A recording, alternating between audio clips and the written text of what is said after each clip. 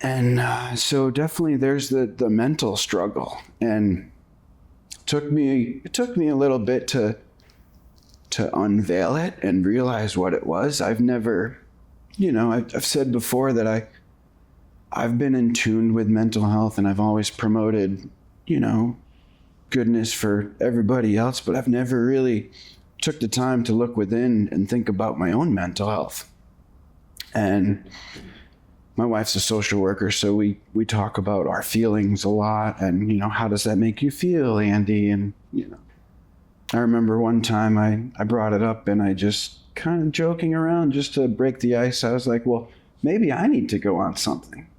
And that was kind of the icebreaker. And from there, that led to a couple different conversations about mental health. And from then, we brought that conversation to you. And boy, I just remember the compassion and you telling me that you want to treat me as a whole and all that the disease has affected. And man, it means the world, Dr. Stone.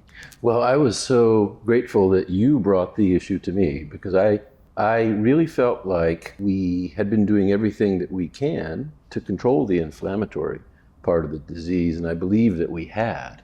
But you still weren't thriving as much as you should thrive. You're a young man. Sure. And you should feel robust enough to get out and mountain bike on just about any day you want.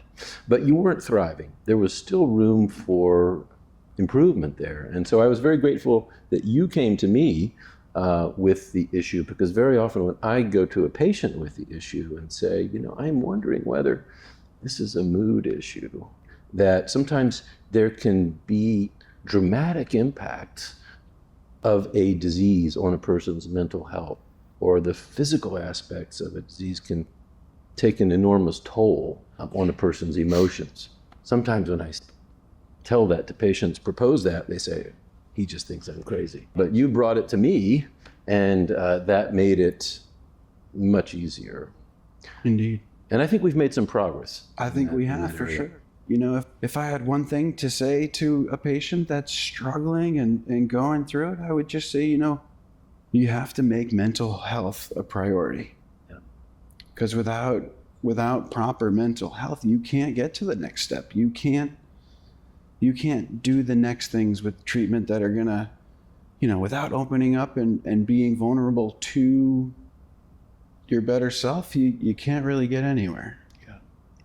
I do feel like we have settled upon a very holistic approach to the whole thing, treating you with the best anti-inflammatory therapy available right now, approaching the whole you, the whole Andy, addressing the mental health impact of the disease as well.